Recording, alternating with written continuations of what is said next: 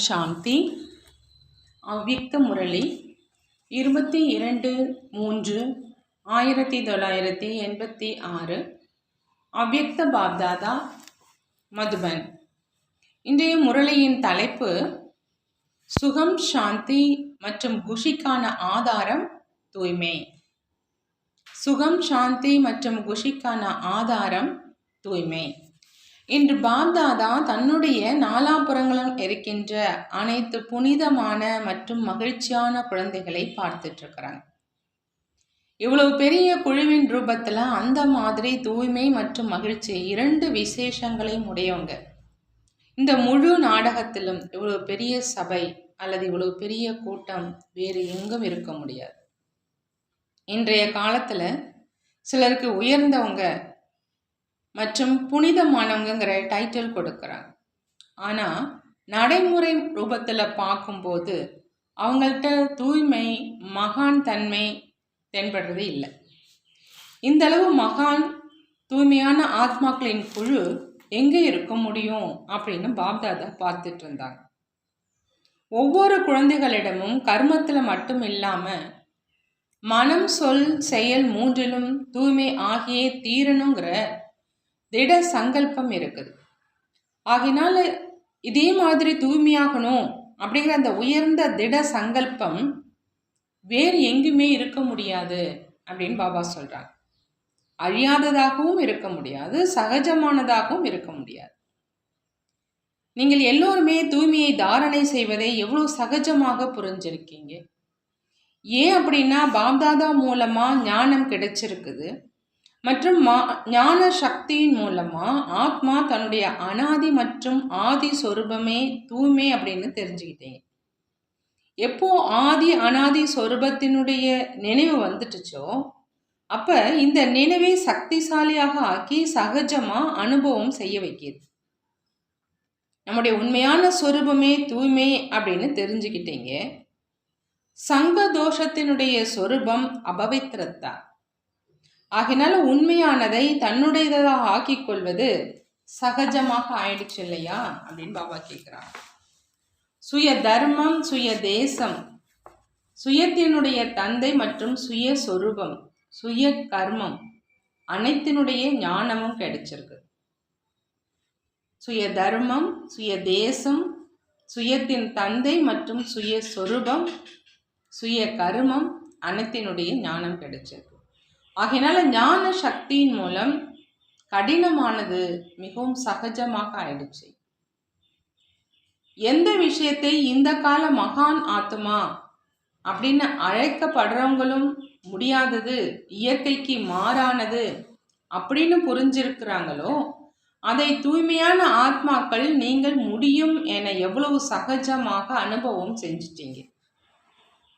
தூய்மையை தன்னுடையதாக ஆக்கிக் கொள்வது சகஜமா அல்லது கஷ்டமான்னு பாபா கேட்குறாங்க.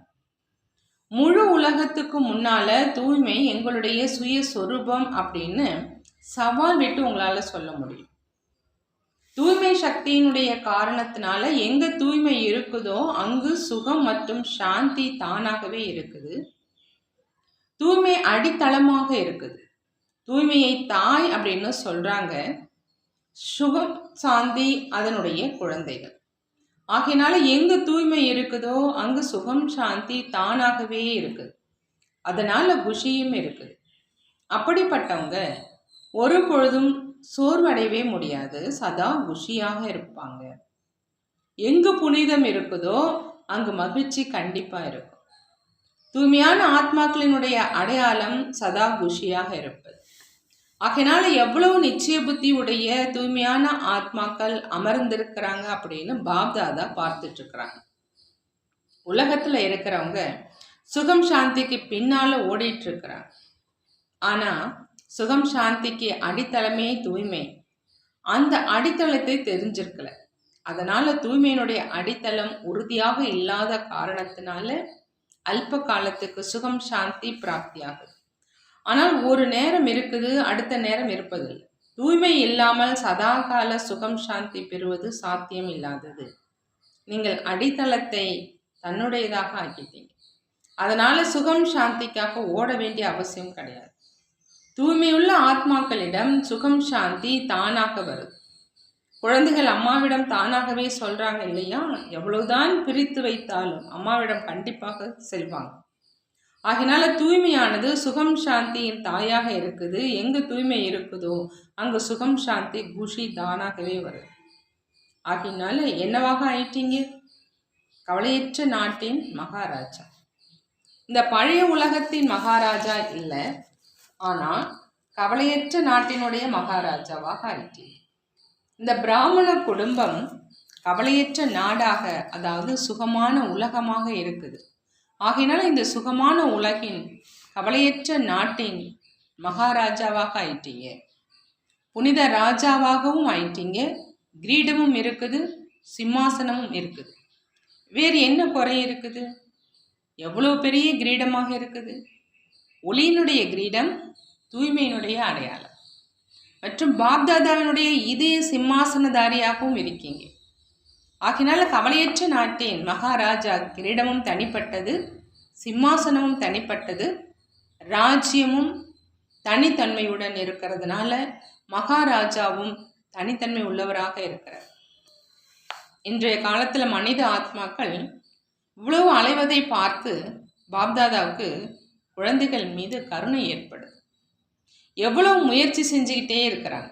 முயற்சி அப்படின்னா அலைவது, உழைப்பும் அதிகமாக செய்கிறாங்க. ஆனால் என்ன கிடைக்குது? சுகம் கிடைக்குது. ஆனால் சுகத்தின் கூடவே ஏதாவது துக்கமும் கிடைச்சிருது. மற்ற எதுவுமே இல்லை அப்படின்னாலும் அல்பகால சுகத்தின் கூடவே கவலை மற்றும் பயம் இரண்டும் இருக்கவே செய்யுது. எனவே எங்கே கவலை இருக்குதோ அங்கு நிம்மதி இருக்க முடியாது. எங்கு பயம் இருக்குதோ அங்கு சாந்தி இருக்க முடியாது. ஆகவே சுகத்தின் கூடவே இந்த துக்க அசாந்திக்கான காரணமும் இருக்கு. ஆனால் உங்கள் அனைவருக்கும் துக்கத்தின் காரணம் மற்றும் நிவாரணம் கிடைச்சிருச்சு. இப்போ நீங்கள் பிரச்சனைகளுக்கு சமாதானம் கொடுக்கக்கூடிய சமாதான சொரூபமாக ஆயிட்டீங்க இல்லையான்னு பாபா கேட்குறாங்க. பிரச்சனைகள் உங்களிடம் விளையாடுவதற்கு பொம்மைகளாக வருது, விளையாடுவதற்காக வருது, பயமுறுத்த வர்றது கிடையாது. பயப்படுறவங்க இல்லைதானே? எங்கு சர்வ சக்திகளின் கஜானா பிறப்புரிமையாக ஆயிடுச்சோ அங்கு வேறு என்ன குறை இருக்க முடியும்? நிறைவாக இருக்கீங்கள் தானே. மாஸ்டர் சர்வ சக்திவானுக்கு முன்னால பிரச்சனைகள் ஒன்றுமே இல்லை. ஒருவேளை யானையின் பாதங்களுக்கு கீழே எறும்பு வந்தால் கண்களுக்கு தென்படுமா அப்படின்னு பாபா கேட்குறாங்க. ஆகினால இந்த பிரச்சனைகளும் மகாரதிகள் உங்களுக்கு முன்னால் எறும்புக்கு சமமானது. விளையாட்டு அப்படின்னு புரிஞ்சுக்கிறதன் மூலம் குஷி இருக்கும். எவ்வளோ பெரிய விஷயமும் சிறிதாக ஆயிடும். இன்றைய காலத்தில் குழந்தைகளுக்கு புத்தியினுடைய எந்த விளையாட்டு விளையாட வைக்கிறாங்க? குழந்தைகளை கணக்கு போட சொன்னால் கஷ்டப்படுறாங்க. ஆனால் விளையாட்டு வடிவத்தில் சந்தோஷமாக கணக்கு செய்வாங்க. எனவே உங்கள் அனைவருக்கும் பிரச்சனைகள் எறும்புக்கு சமம் தானேன்னு பாபா கேட்குறாங்க. எங்கு தூய்மை, சுகம், சாந்தியினுடைய சக்தி இருக்கோ அங்கு கனவுலும் கூட துக்கம், அசாந்தியினுடைய அலைகள் வர முடியாது. சக்திசாலியான ஆத்மாக்களுக்கு முன்னால் வருவதற்கு இந்த துக்கம், அசாந்திக்கு தைரியம் இருக்கவே முடியாது. தூய்மையான ஆத்மாக்கள் சதா மலர்ந்த முகமுடைய ஆத்மாக்கள். இதை சதா நினைவில் வைங்க அப்படின்னு பாபா சொல்கிறாங்க. அநேக விதமான குழப்பங்கள், அலைச்சல், துக்கம், அசாந்தியினுடைய வலையில இருந்து விடுபட்டு வந்திருக்கீங்க. ஏன்னா ஒரு துக்கம் மட்டும் வர்றது கிடையாது, ஆனால் துக்கம் அதனுடைய வம்சாவளியோடு வருது. எனவே அந்த வலையிலிருந்து விடுபட்டுட்டீங்க. அந்த மாதிரி தன்னை பாக்கியவான் அப்படின்னு புரிஞ்சிருக்கீங்க தானேன்னு பாபா கேட்குறாங்க. இன்று ஆஸ்திரேலியர்கள் அமர்ந்திருக்கிறாங்க. ஆஸ்திரேலியர்களை பாப்தாதா எப்பொழுதும் தபஸ்யாவின் மகா தானியின் விசேஷம் நிறைந்தவர்கள் அப்படின்னு வர்ணனை செய்கிறாங்க. சதா சேவை செய்யணும் அப்படிங்கிற ஈடுபாட்டினுடைய தபஸ்யா அநேக ஆத்மாக்களுக்கும், தபஸ்வி ஆத்மாக்களாகிய உங்களுக்கும் பலனை கொடுத்து கொண்டிருக்கு. பூமிக்கு தகுந்தாற் போல விதி மற்றும் வளர்ச்சி இரண்டையும் பார்த்து பாப்தாதா அதிக மகிழ்ச்சி அடைகிறாங்க. ஆஸ்திரேலியா அப்படின்னாலே மிகுந்த சிறப்பு தன்மையுடையது. சேவைக்காக அனைவரிடத்திலும் தியாக பாவனை உடனடியாக வருது. அதனால தான் இத்தனை சென்டர்களை திறந்திருக்கீங்க.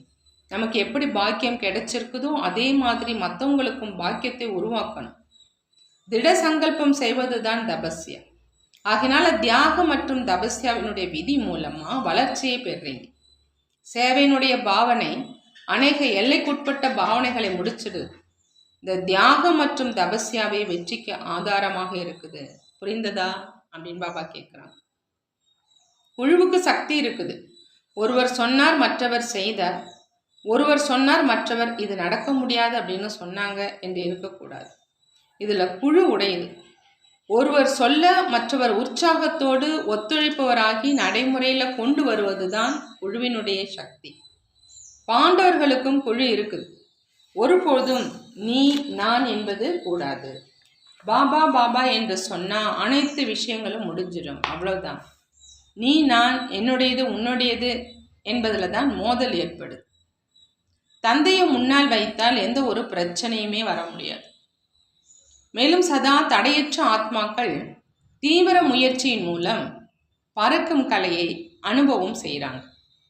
நீண்ட கால தடையில்லாத நிலை உறுதியான நிலையாக மாறிடுது. அடிக்கடி யார் தடைகளுக்கு வசமாகறாங்களோ அவங்களுடைய அடித்தளம் பலவீனமாக ஆயிடுது. நீண்ட கால தடையற்ற ஆத்மாக்களினுடைய அடித்தளம் சக்திசாலியாக இருக்கிற காரணத்தினால தாமும் சக்திசாலியாகி மற்றவர்களையும் சக்திசாலியாக மாத்துறாங்க. ஏதாவது ஒரு பொருள் உடைஞ்சிட்டா பிறகு ஒட்ட வச்சாலும் அது பலகீனமாகவே இருக்குது. நீண்ட கால சக்திசாலி ஆத்மா, தடையற்ற ஆத்மா கடைசி நேரத்திலும் தடையற்றவராகி பாஸ் வித் ஆனர் ஆகிடுறாங்க அல்லது ஃபர்ஸ்ட் டிவிஷனில் வந்துடுறாங்க. ஆகினால நீண்ட காலம் தடையற்ற நிலையை அவசியம் அனுபவம் செய்யணும் அப்படின்னு சதா லட்சியம் வைங்க. தடை வந்தது சென்றுடுச்சு அப்படின்னு நினைக்காது. அதனால பரவாயில்ல. ஆனால் அடிக்கடி தடை வந்து அதை அழித்து கொண்டு இருந்தால் நேரம் வீணாகுது, சக்தியும் வீணாகுது. அந்த நேரம் மற்றும் சக்தியை சேவையில் ஈடுபடுத்தினா 1க்கு கோடி மடங்கு சேமிப்பாகும். ஆகினால நீண்ட கால தடையற்ற ஆத்மாக்கள் விக்ன விநாசகர் ரூபத்தில் பூஜிக்கப்படுறாங்க. விக்ன விநாசக் பட்டம் பூஜைக்குரிய ஆத்மாக்களுடையது. நான் விக்ன விநாசக் பூஜ்ய ஆத்மாவாக இருக்கிறேன். இந்த நினைவின் மூலம் சதா தடையற்றவராகி பறக்கும் கலையின் மூலம் முன்னால் பறந்து செல்லுங்க. மற்றவரையும் பறக்க வைங்க. புரிந்ததான் பாபா கேட்கிறார். தன்னுடைய தடைகளை அழிச்சிங்க, ஆனால் மற்றவர்களுடைய தடைகளையும் அழிப்பவராக ஆகணும். பாருங்க, உங்களுக்கு நிமித்த ஆத்மாவாக, அதாவது டாக்டர் நிர்மலா அவங்க அந்த மாதிரி கிடைச்சிருக்கிறாங்க. அவங்க ஆரம்பத்திலிருந்து எந்த ஒரு தடைக்கும் ஆளாகலை. சதா விடுபட்டவராகவும் அன்பானவராகவும் இருக்கிறாங்க. கொஞ்சம் கண்டிப்போடு இருக்கிறாங்க. இதுவும் அவசியம்தான். ஒருவேளை அந்த மாதிரி கண்டிப்பான ஆசிரியர் கிடைக்கல அப்படின்னா இவ்வளோ வளர்ச்சி ஏற்பட்டிருக்காது. இதுவும் அவசியம். எப்படி நோய் தீர கசப்பான மருந்து இருக்குது தானே. ஆகையினால் நாடகப்படி நிமித்த ஆத்மாக்களுடைய சகவாசத்தினுடைய தாக்கமும் ஏற்படுது. மேலும் தான் வந்த உடனேயே சேவைக்கு நிமித்தமாக ஆயிட்டார். ஆகையினால ஆஸ்திரேலியாவிலும் ஆத்மாக்கள் வந்த உடனேயே சென்டர் திறக்கும் சேவையில் இறங்கிடுறாங்க. இந்த தியாக பாவனையின் வைப்ரேஷன் முழு ஆஸ்திரேலியாவிலும், அதாவது அதோடு தொடர்புள்ள மற்ற இடங்களிலும் அதே ரூபத்தில் வளர்ச்சி ஆகி கொண்டிருக்கு. யார்கிட்ட தபஸ்யா மற்றும் தியாகம் இருக்குதோ அவங்க தான் சிரேஷ்ட ஆத்மா. அனைத்து ஆத்மாக்களும் தீவிர முயற்சி செய்கிறவங்க தான். ஆனால் முயற்சியின் கூடவே தனது விசேஷங்கள் தமது பிரபாவத்தை கண்டிப்பாக ஏற்படுத்துது. இப்போ அனைவரும் நிறைந்தவராகி கொண்டு இருக்கீங்கள் தானே அப்படின்னு பாபா கேட்குறாங்க. நிறைஞ்சிட்டீங்க அப்படிங்கிற சான்றிதழ் யாருக்கும் கிடைக்கல. ஆனால் நிறைவு நிலைக்கு அருகில் வந்துட்டீங்க. இதில் வரிசை கிரமமாக இருக்கீங்க. சிலர் மிகவும் அருகில் வந்துட்டீங்க, சிலர் வரிசை கிரமமாக முன்பின்னாக இருக்கீங்க. ஆஸ்திரேலியர்கள் அதிர்ஷ்டசாலிகள்னு பாபா சொல்கிறாங்க. தியாகத்தினுடைய விதை பாக்கியத்தை பெற வைக்குது. தியாகத்தினுடைய விதைதான் பாக்கியத்தை பெற வைக்குது. சக்தி சேனையும் பாப்தாதாவுக்கு மிகவும் பிரியமானவங்க. ஏன் அப்படின்னா தைரியம் உடையவங்க. எங்கு தைரியம் இருக்குதோ அங்கு பாப்தாதாவினுடைய உதவி சதா கூடவே இருக்குது. சதா திருப்தியாக இருப்பவர்கள் தானே பாபா கேட்குறாங்க. திருப்தி வெற்றிக்கு ஆதாரம். வெற்றிக்கு ஆதாரம் பாபா சொல்றாங்க திருப்தி அப்படின்னு. நீங்கள் அனைவரும் திருப்தியான ஆத்மாக்கள். ஆகினால வெற்றி உங்களது பிறப்புரிமை ஆக இருக்குது. புரிந்ததா அப்படின்னு பாபா கேட்குறாங்க. ஆகினால ஆஸ்திரேலியர்கள் அருகிலும் அன்பாகவும் இருப்பதால அவங்களுக்கு கூடுதல் உரிமை இருக்குது. நல்லது. பாபா வரதானம் கொடுக்குறாங்க.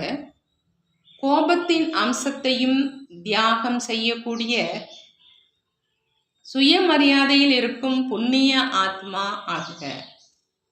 கோபத்தின் அம்சத்தையும் தியாகம் செய்யக்கூடிய சுயமரியாதையில் இருக்கும் புண்ணிய ஆத்மா ஆகுக. புண்ணிய ஆத்மாவாக ஆகணும்னா பாபா சொல்றாங்க, கோபத்தினுடைய அம்சத்தையும் தியாகம் செஞ்சுட்டு சுயமரியாதையில் இருக்கணும். சுயமரியாதையில் இருக்கும் குழந்தைகள் அனைவருக்கும் மரியாதை கொடுக்கும் வள்ளலாக இருப்பாங்க. சுயமரியாதையில் இருக்கும் குழந்தைகள் அனைவருக்கும் மரியாதை கொடுக்கும் வள்ளலாக இருப்பாங்க. வள்ளல் அப்படின்னா இரக்கம் மனமுடையவங்க. அவங்களுக்கு ஒரு பொழுதும் எந்த ஆத்மாவின் மீதும் எண்ணத்துல கூட கோபம் இருக்காது. இவங்க ஏன் இப்படி இருக்கிறாங்க? அப்படி செய்யக்கூடாது, நடக்கக்கூடாது. ஞானம் இதை சொல்கிறதா என்ன என்பதெல்லாம் சூட்சம கோபத்தினுடைய அம்சம். ஆனால் சுயமரியாதையில் இருக்கும் புண்ணிய ஆத்மாக்கள் விழுந்தவர்களை தூக்கி விடுவாங்க, சகயோகியாக ஆக்குவாங்க. அவங்க ஒரு பொழுதும் இவர் அவருடைய கர்மத்தின் பலனை அனுபவிக்கிறார், செய்தார், அதனால் கண்டிப்பாக அடைவார், இவர் விழத்தானே வேண்டும் அப்படிங்கிற அந்த எண்ணத்தை கூட உருவாக்க மாட்டாங்க. அந்த மாதிரி எண்ணங்கள் குழந்தைகள் உங்களிடம் இருக்கவே முடியாதுன்னு பாபா சொல்றாங்க. பாபா ஸ்லோகன்ல சொல்றாங்க, திருப்தி மற்றும் மகிழ்ச்சியினுடைய விசேஷமே பறக்கும் கலையினுடைய அனுபவத்தை செய்ய வைக்குது. திருப்தி மற்றும் மகிழ்ச்சியினுடைய விசேஷமே பறக்கும் கலையினுடைய அனுபவத்தை செய்ய வைக்குது. நல்லது. ஓம் சாந்தி. நன்றி பாபா, நன்றி.